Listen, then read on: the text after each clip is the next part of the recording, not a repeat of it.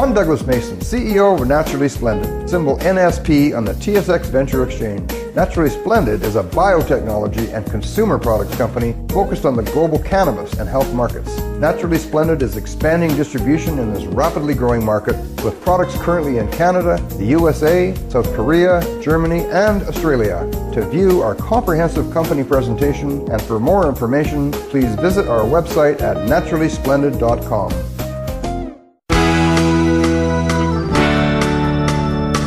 Welcome to White Rock Podcast. Comments made on White Rock Podcast and TalkDigitalNetwork.com are an expression of opinion only. Here is Jim Goddard. My guest is Ross Buchanan. He's from the White Rock Lead, Arsenic, Manganese Working Group. Ross, welcome back to the White Rock Podcast. Thank you, Jim. I appreciate that. What is new with the White Rock drinking water crisis? That's an excellent question. Well, I guess we're in the middle of construction of a $14 million decontamination plant the city's building with the intent of somewhat reducing the heavy metal contamination in our drinking water. I think, it's all pretty much secretive, but I think that's aimed to come online in the spring, and it will certainly reduce.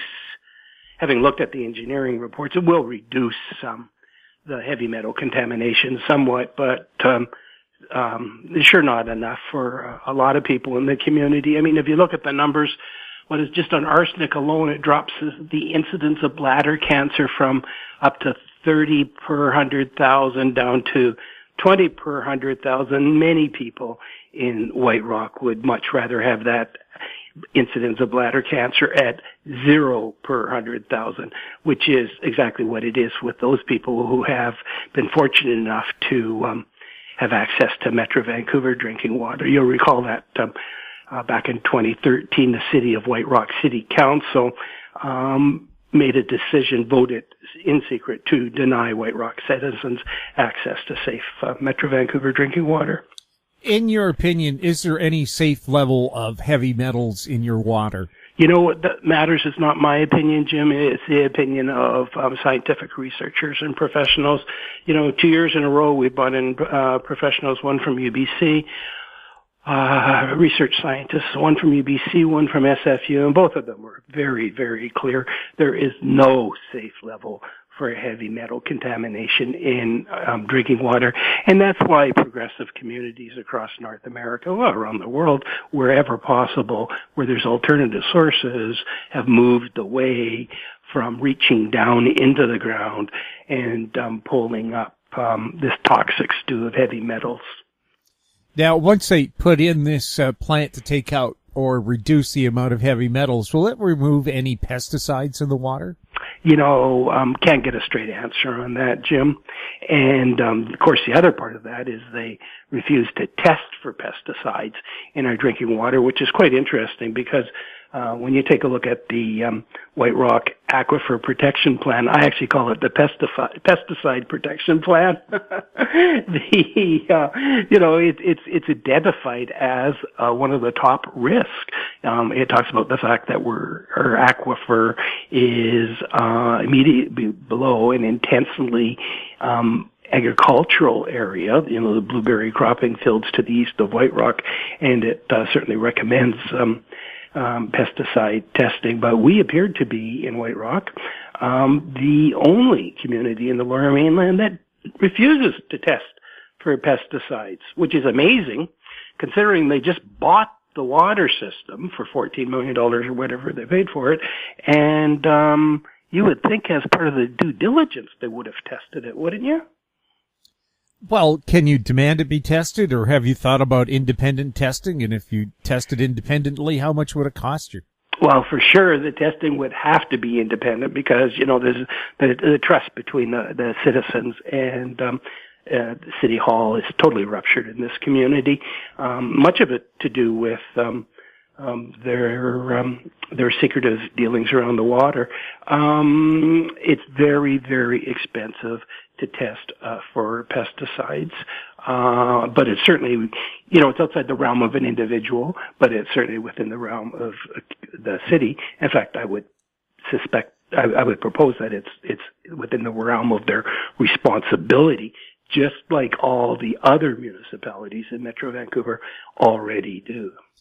You have a civic election coming up in White Rock. Have any of the candidates promised to be more transparent about the issue of drinking water safety? All of the candidates, with the exception of the incumbents, with the exception of the current council, who have continued to deny us access to Metro Vancouver water and to information about our water system, all of the candidates are eager to be more revealing rather than the current culture at City Hall, which is very concealing about water. Any thoughts about lawsuits to try to get this information revealed? I don't know about lawsuits. We're going through processes through the OIPC, active on FOI files. I saw one today where they're suggesting, if they had just if they could get the extension from the adjudicator extended another 3 days, then they would release the information. Interesting enough, the additional 3 days they're looking for would put the release of the information on the far side of the election, right? The people on this current council are working in this City Hall are working really, really hard to conceal the information until after the election. Can't you ask the provincial government to test the water for you? No, they turn it right back to the city. It's the city's responsibility. We'll have more with Ross Buchanan right after the break. I'm Greg Johnston, CEO of Carl Data Solutions, an industrial Internet of Things company that provides big data solutions for monitoring critical infrastructure. Carl Data offers machine learning and predictive analytics features through our cloud-based applications to deliver key asset-saving operational insights from massive amounts of data. Carl Data trades on the CSE, symbol CRL, and the pink symbol CDTAF. For more details on Carl Data, please visit carlsolutions.com.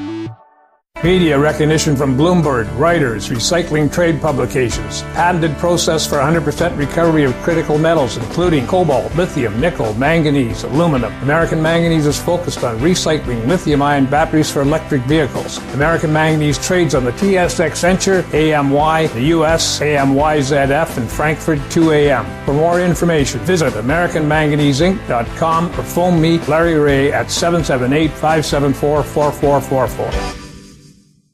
Welcome back. We're speaking with Ross Buchanan. Ross, what are your concerns with White Rock water? Well, Jim, there's really nothing wrong with White Rock water. It's really good for flushing, but other than that, I guess my four major concerns would be, number one, the heavy metal contamination. I mean, this has been ongoing for years. Scientific researchers have identified the association between heavy metal contamination and increased health risks. They've come to our community. They've talked to us about it. The current council has had a deaf ear to this issue and is unwilling or unable to protect the citizens. The second issue is just the absence of any pesticide testing. As we talked about earlier, the Aquifer Protection Plan talks about the risk to the aquifer potentially from pesticides percolating down through the soil, and it appears that White Rock's the only community in the Lower Mainland that does not test for pesticides.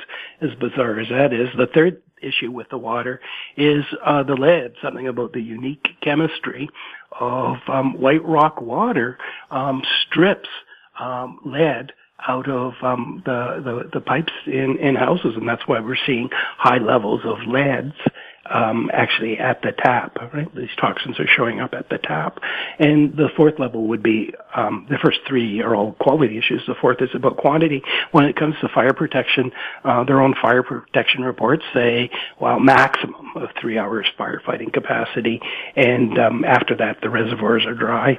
And they have to go looking for other water. Now, the good news is we are right across the street from the Metro Vancouver water provided through the Surrey water system, and there are 6 valves, and they are able to open them. But there again, they're dependent on another municipality to even provide adequate fire protection. Do you feel the easiest solution to this is just open up those taps and use Greater Vancouver water? Absolutely. 6 valves in place, open them up. We're in business. In fact, I think that's what the future is. You know, we're in an election. My sense is we're going to have significant changes on council, much to do with this council's inability to effectively minimize health risk and protect people. With those changes, I think you'll start seeing changes. I think you'll start seeing a blending of water, Metro Vancouver water, with the groundwater from the wells in an attempt to, the decontamination plants are a good start, but they're not. They won't be providing water at nearly safe level. It's certainly not to the Metro Vancouver level, but by doing what other communities do, which is then blend the safe Metro Vancouver water with the heavy metal contaminated White Rock water, you'll be diluting the heavy metal contamination even more. I'm sure we'll start seeing that. Would it be more affordable for taxpayers just to go to Greater Vancouver and stop the construction of this plant? Yeah, absolutely. But I think that should have been done a long time ago. And the interesting thing about it is it's actually not the White Rock taxpayers that are building it. They certainly had incurred the operating costs. It's actually a $14 million federal government grant, which you hear city council talk, it's kind of like free money. I'm going, no. We're all taxpayers at federal, provincial, and municipal level, right? This is not free money. And if you got $14 million from the federal government to spend on other things, what would you have spent them on? We would have been hooked into Metro Vancouver water. Yeah. And we would be receiving safe water. We'd be receiving water that's not contaminated by heavy metals. We'd be receiving water that doesn't strip the lead out of the pipes. We'd be receiving water that isn't polluted with pesticides, and we'd be receiving adequate supplies of water to fight even serious fires. Well, they did turn on those taps to fight that big condo fire a year or two ago, right? They did, and just to be clear, Jim, the fire was big. The condo wasn't. I mean, it's a 3, maybe 4-story. I'll play it safe and say 4-story, but certainly no more than that. I mean, it wasn't a high-rise. What's happened since then is that they're building all these high-rises. We're talking 20 and 30 stories. They need water to be able to adequately fight those. I actually feel sorry for the developers. You know, developers are investing fortune in all these high-rises in White Rock, and they're having real trouble selling them. And I got to think one of the reasons is people are picking up on this White Rock water crisis and are going elsewhere, right? Who wants to buy into a community where there's these kind of issues, whether it's adequate levels for firefighting or quality issues around heavy metal contamination or lead in the drinking water or pesticides. I mean, we pay big taxes here. I mean, right behind West Van in taxes, and we deserve better than what this council certainly provided. We'll have more with Ross Buchanan right after this. Cypress Development Corp's flagship lithium project is located just east of Albemarle's Silver Peak mine in the heart of Clayton Valley, Nevada. A 12-hole exploration drill program for lithium-enriched claystone on Cypress's 100% controlled properties is now underway. Cypress Development Corp trades on the TSX Venture Exchange, symbol CYP, the pink CYDVF, and on Frankfurt C1Z1. For more information, please visit our website, cypressdevelopmentcorp.com.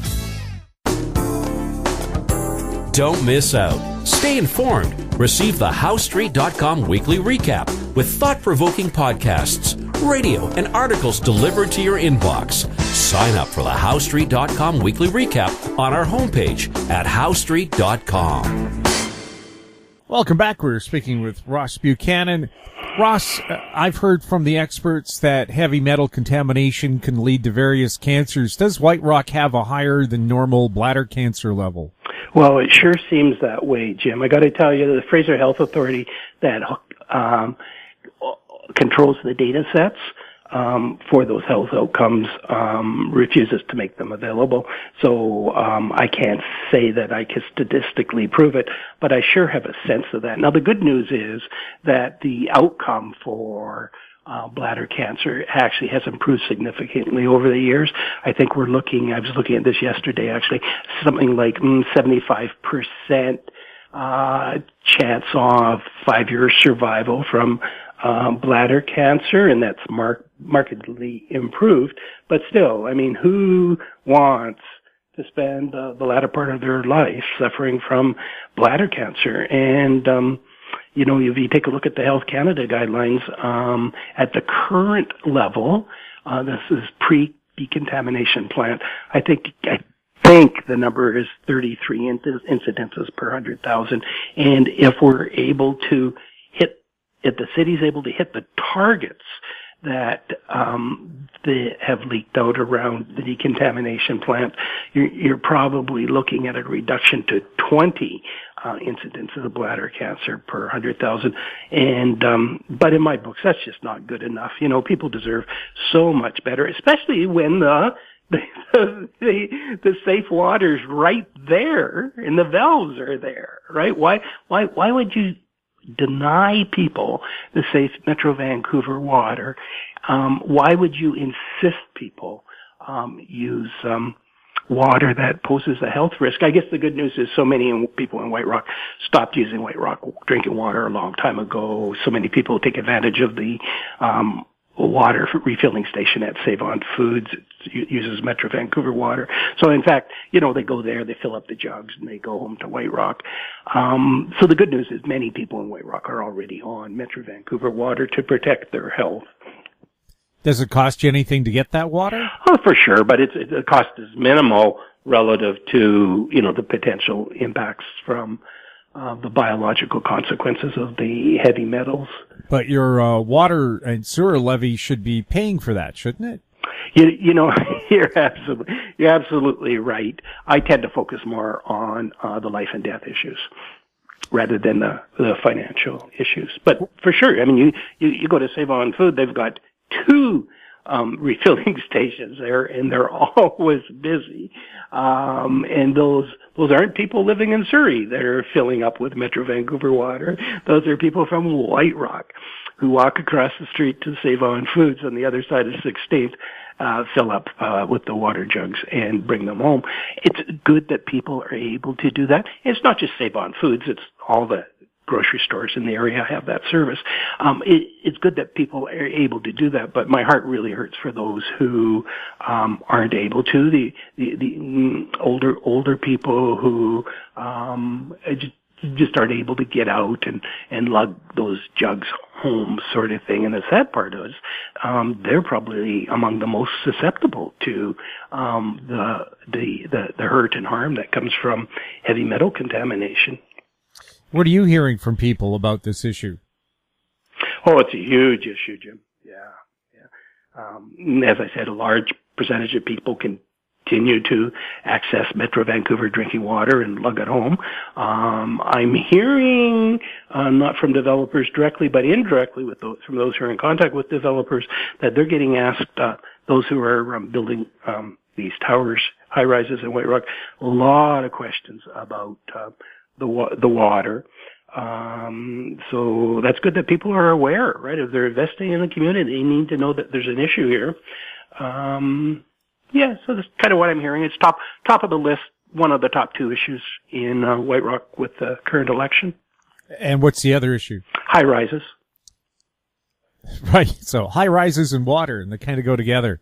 Because you're going to have a bigger demand for your water with high density developments. And that's one of the concerns in the aquifer protection plan. It talks about the drawdown, right? We're going to have so many more people in the community. What is it, 14 high rises on the books right now, right? So we're going to have so much more demand on the aquifer, and at the same time we're paving over paradise here, so you don't have the rainfall flowing through the soil and naturally recharging the aquifer. So there's a whole bunch of questions about the integrity of the aquifer, and you hit on a good one. Where do you see this White Rock water problem going? Look into Metro Vancouver Water, Jim. I think after this next election, we'll have some different people in there with different values, different ways of thinking. People who value human health over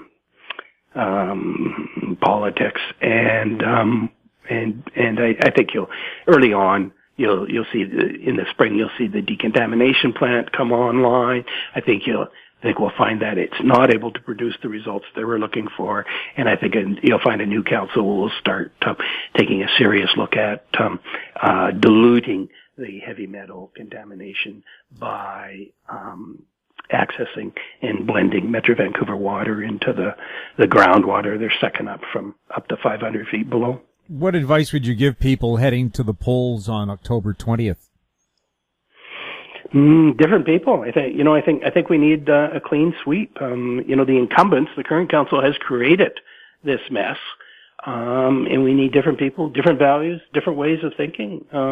If we're going to have safe, clean drinking water in White Rock, I think Einstein had a quote, something about, the problems of the day can't be solved by the mentality of those who created them. Well, this council got us in this mess. I think we need a whole different set of people with different values to help us get out of this mess. And by get out of this mess, what I mean is give us access to safe, clean drinking water. Ross, are there any sources of information you could recommend to concerned citizens? There's all kinds of research data on available on the web, on heavy metals and drinking water. Certainly, the Facebook site, the lead, arsenic, and manganese working group Facebook site has some information and can point you. There's just a wealth of information. We've known for 20 years how serious an issue this is. We're learning more and more and more around heavy metal contamination. This whole area between the association between heavy metal contamination and Alzheimer's is one frontier that's about to break open right now. But that's just one area, and we're going to know more in the future. But we're at a point where we know enough. I mean, think about it, Jim. There's, we try to find another significant municipality. 20,000 people that still uses groundwater, that still uses water that has these subterranean toxins in them. Yeah, they don't, right? That's from the 60s, the 70s kind of thinking. Other municipalities have taken action to protect the public. Would you say this had shades of Walkerton, Ontario, or Flint, Michigan? What's more important is that others say that. Yes, others have commented on that. Absolutely. Especially when you take a look at this lead issue, right? It's lead at the taps in the homes, right? Something about the unique chemistry, and that's what happened in Flint too, right? The unique chemistry of the water, without anti-corrosion agents, which is White Rock, no anti-corrosion agents, is stripping the lead out of the pipes and the connections. And anyone who's taken any time to take a look at it realizes that there is no safe level of lead in drinking water, whether it's the World Health Organization or the Center for Disease Control, or the Environmental Protection Agency, or the American Academy of Pediatricians.